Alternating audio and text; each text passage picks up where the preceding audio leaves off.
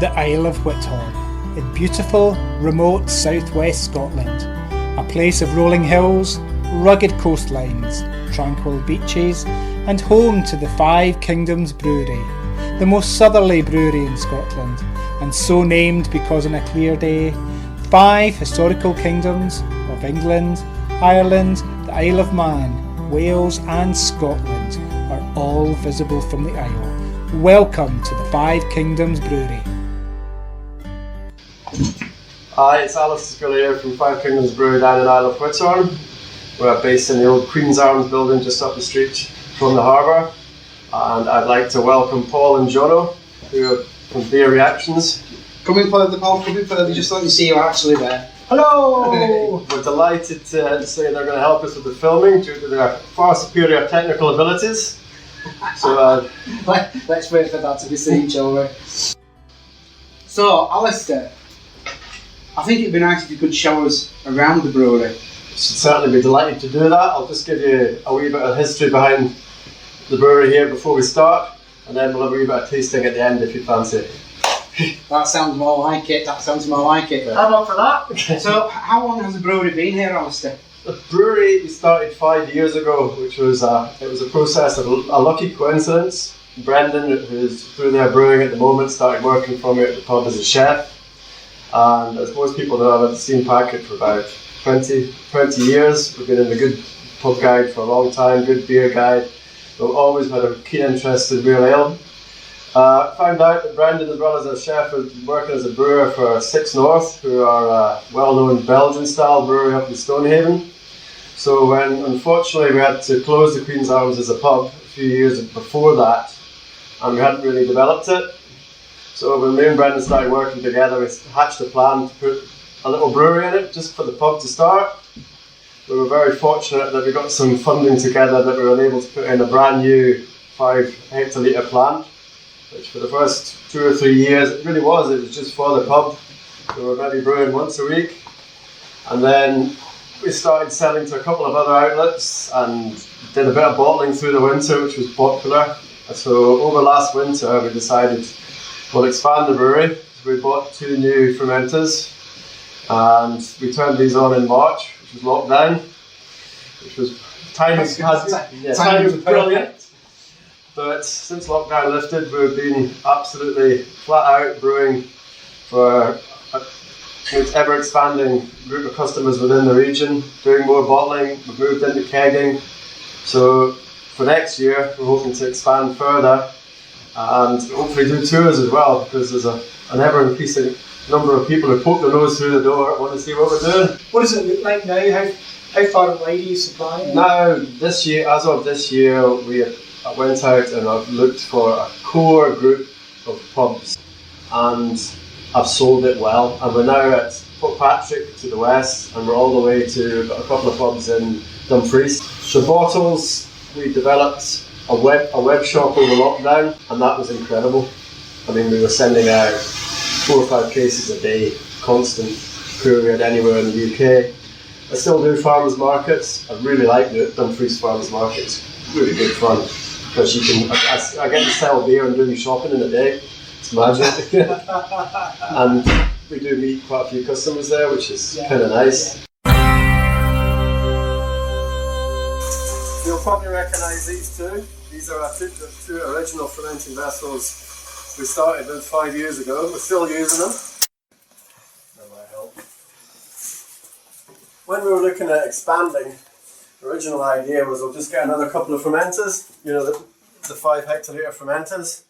Then when I got the quote, I realised that there really wasn't much difference in cost between getting a 10 hectolitre fermenter and a 5 hectolitre fermenter. Now, these 10 hectolitre fermenters are actually twice the size of our brewery.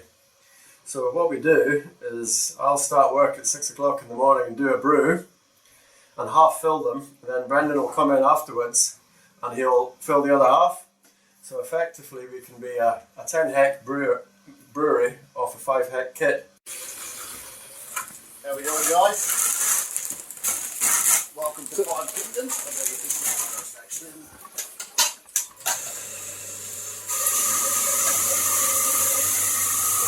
So what's happening just here then, Brendan? So I'm just going to start. We've got our strike temp, so we're up to about just over 75 degrees. So basically we're going to start putting the malt in. Usually takes us about 15 minutes to mash it like this, doesn't it? Yeah, roughly, yeah.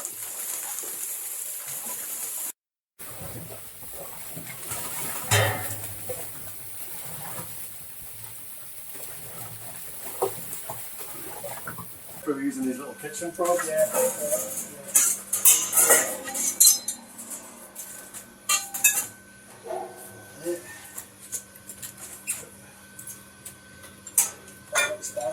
Yep.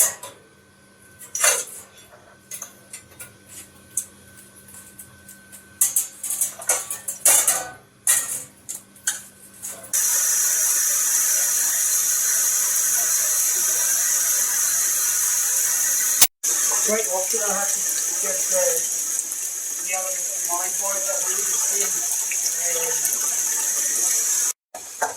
We do everything by hand down here at Five Kingdoms, so every single bottle we do has to be sterilised by hand, go onto these bottle trays, and then this is our bottling machine here.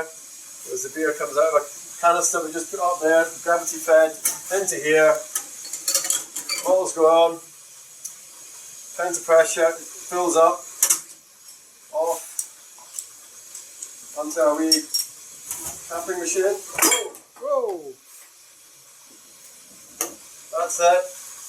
Bottled up, and then cross out the labelling machine again by hand.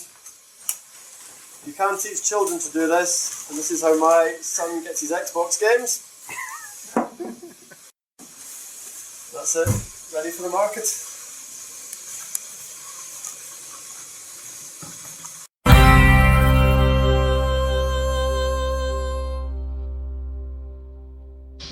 Hello and welcome to this very special edition of Beer Reactions. I'm Paul. I'm Jono, and today we are at the Five Kingdoms Brewery in the Isle of Whithorn, which is in southwest Scotland, and with us we have Alistair, and we've got head brewer Brendan. How we doing? Welcome, thanks for having us, guys. No problem, pleasure. So, shall we unveil the ale? Let's unveil the ale.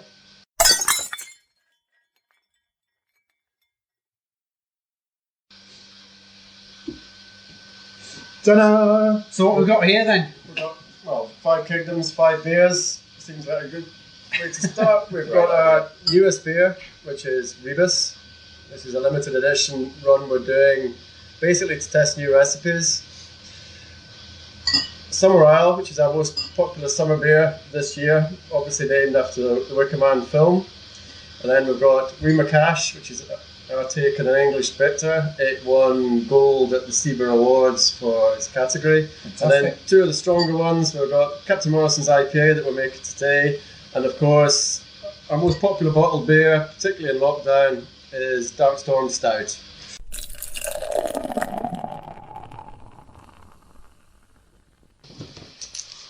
Okay, Alistair, go for it. Oh, look at that genie! Look at that. Oh, beautiful, beautiful, beautiful. Oh, beautiful. Okay, let's Do you want me to play mother? play Mother Jonathan. I'll play mother. Pass me a glass, Paul. Here we go. There you go. This was one of our. Oh, that's been really good this week. So again, two new UK hops, Jester and Mystic. So what's your take on the aroma of that? What would you classify that aroma as being? Because I'm getting like a leafy greenness there as well, a little bit of It citrus is, in it. yeah. It's kind of restrained citrus to me. It's Yeah. not like in your It's face. subtle. It's quite. It's a little bit more herbal, or Yeah. I think a little bit as well. Yeah. Well, I'm going in. Let's get on it. Okay.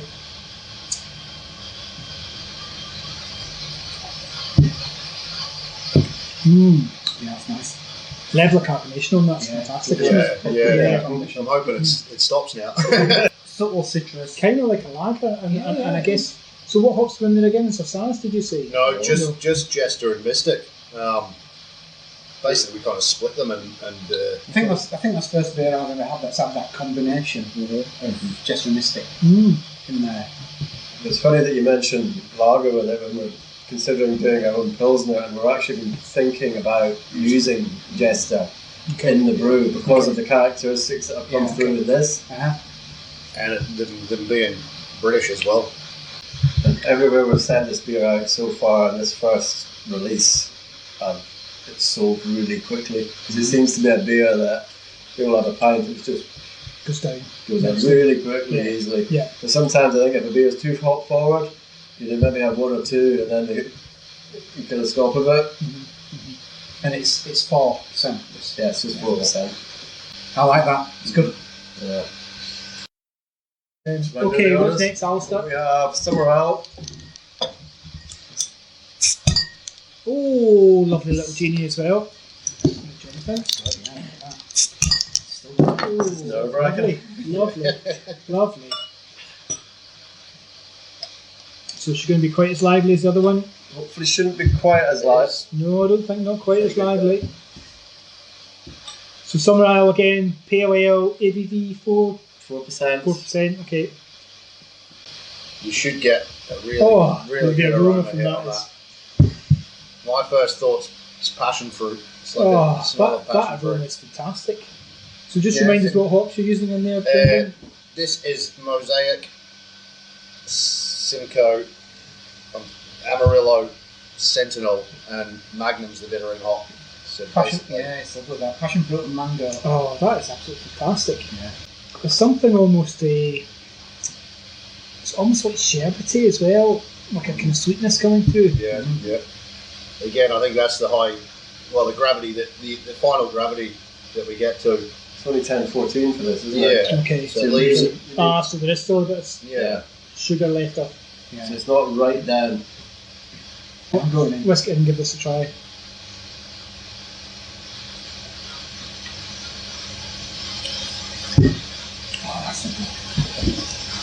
Again, that aroma is backed up then by that is really nice.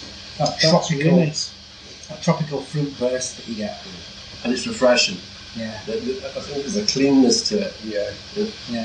This is actually quite light on bitterness. Yeah. Which I suppose contributes to the drinkability of it, doesn't it? Alistair always worries when he's making this one because we put first edition hop of Magnum, and then nothing else is touching it until basically just before the end of the boil. Okay. There's not even that much Magnum, it's just this tiny little amount of Magnum at the start, and I'm thinking, surely we should put more hops in. And it's all right at the back end, and then the dry hop. Double dry hop. Yep. Our idea with this beer, with Summer Ale, is every summer we're going to change it slightly. We're going to sort of play around with the hops a little bit.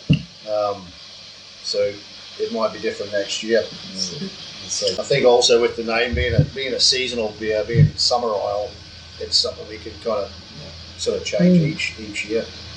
Certainly this year, for me, selling it in the pub and to other outlets, it's been extremely popular. It's been I'm not surprised. very well received everywhere, in all formats, whether it be cask or keg or in bottles. It's gone well across the board. People really like it. That's a great summer beer, and we often talk about whether you would sit and quaff a few pints of a particular beer, and that would definitely. We often sit and talk about quaffing beer. That's what it is. It definitely falls into that category of a beer you would have a good few pints of. That's what we were going. That's the design remit. Is if I'm sitting on the harbour on a day off or I've come off the bike, I want to be sitting feeling a few pints, still able to get home and talk. Watching the sun go down. Yeah, that's pretty much it. That's what it's there for. Yeah. Nice bowl of salty chips. Don't need any encouragement for drinking this. Great, well done, guys. That's a cracking beer.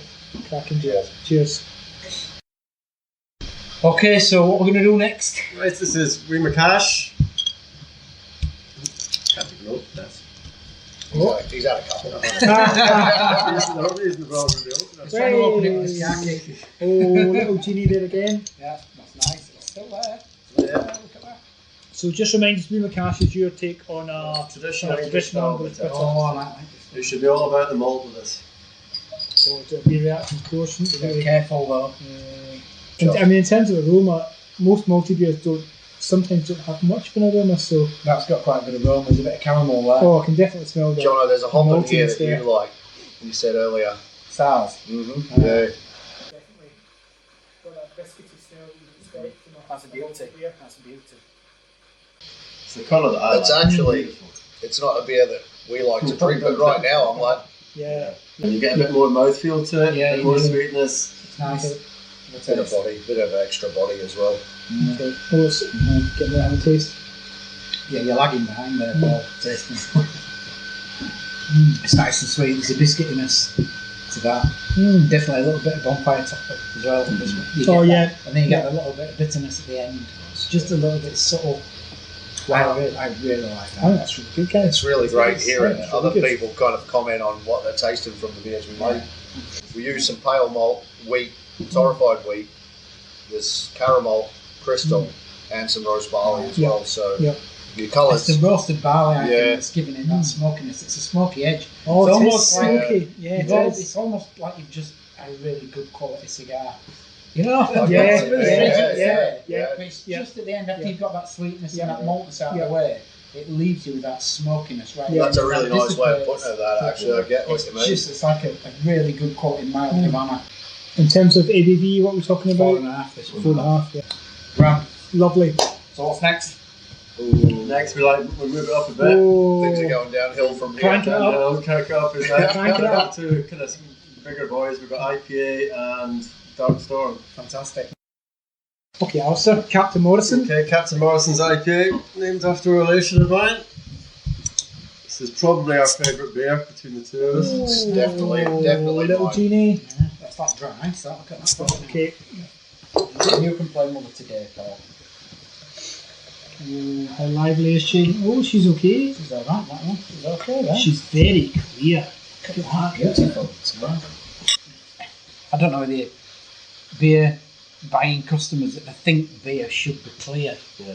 and it's not necessarily true anymore. No. I don't think when you talk about the influx of any IPAs and Yep, West Coast exactly. IPAs, they're getting hazier, and people are liking that. Yeah. But yet, people still want to see beers like that. But I have to admit that right when we started brewing, that I was always trying to make sure they were always clear, and Yeah. Brendan was always, it doesn't really matter. And more and more now, people accept beer that is not as clear. But in this, comes up like this. It's crackers. It is, yeah. And this is unfiltered, unfined, that is straight out of the fermenting vessel, essentially into a bottle. Yep. And that's what it looks like. So I think there's a sort of floral note to that. Floral, Absolutely Yeah. is. I also get a little sort of marmalade or Yeah, that's it's the Amarillo. It's like orange flower blossom, and also a little bit of pininess. Is like a Yeah, resinous. That's what I yeah, meant. pininess. exactly. That's the Chinook in that. That's good. This is what we were brewing today, by the way. This is Yeah. what's Yeah, on the go here. gotta go in.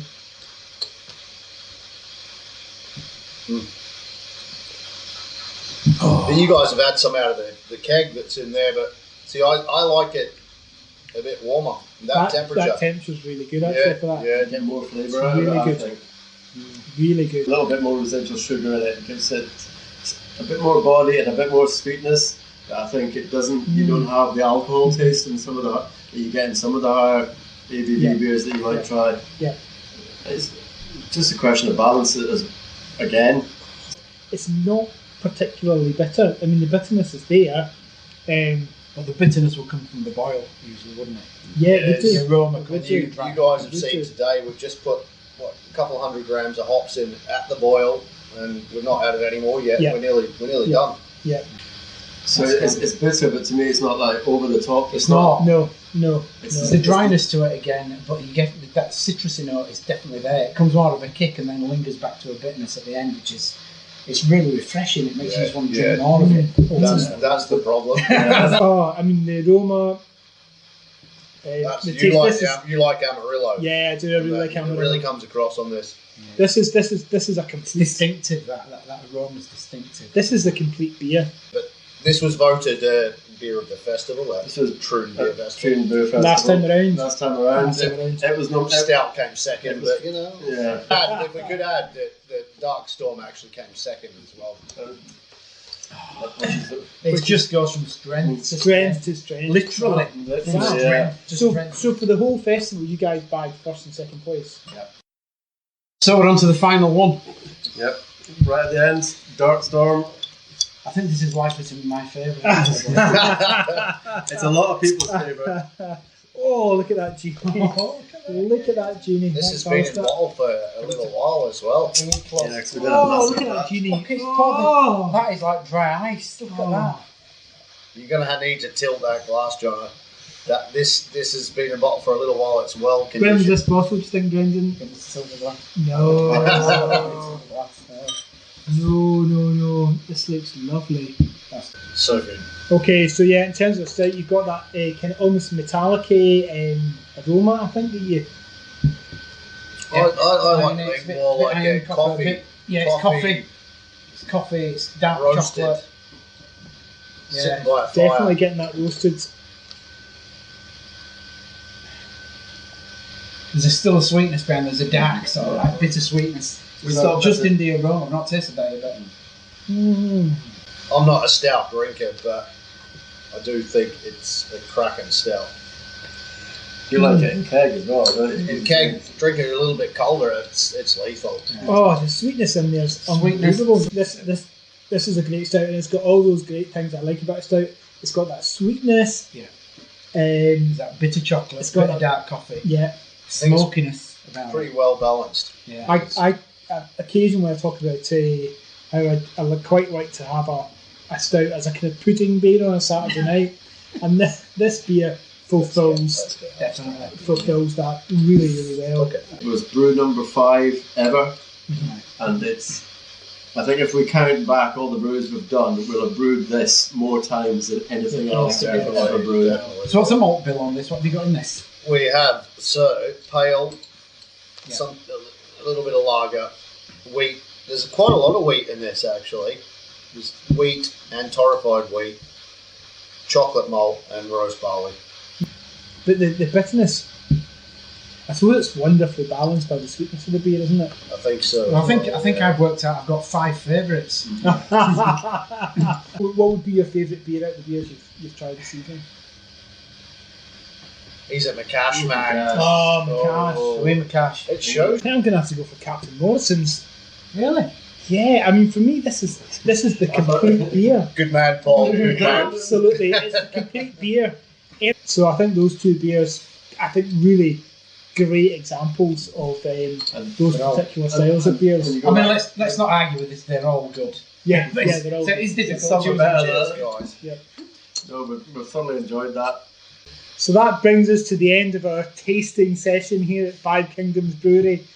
I'd like to say that we've thoroughly enjoyed our time here with Alistair and with Brendan, because Alistair and Brendan were hoping to take Five Kingdoms Brewery to the Troon Beer Festival.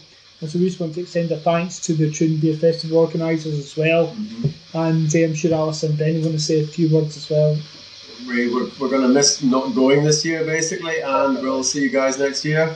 And really thanks for all the support that the local branch has given us this year, and we'll try and develop something really interesting for you for 2021. Thanks, guys. So if you haven't subscribed to Beer Reactions before, if this is the first time you've seen a Beer Reactions video, remember to click just down below Indeed. and subscribe. And on that note, I'd love to say, Slange! Slange!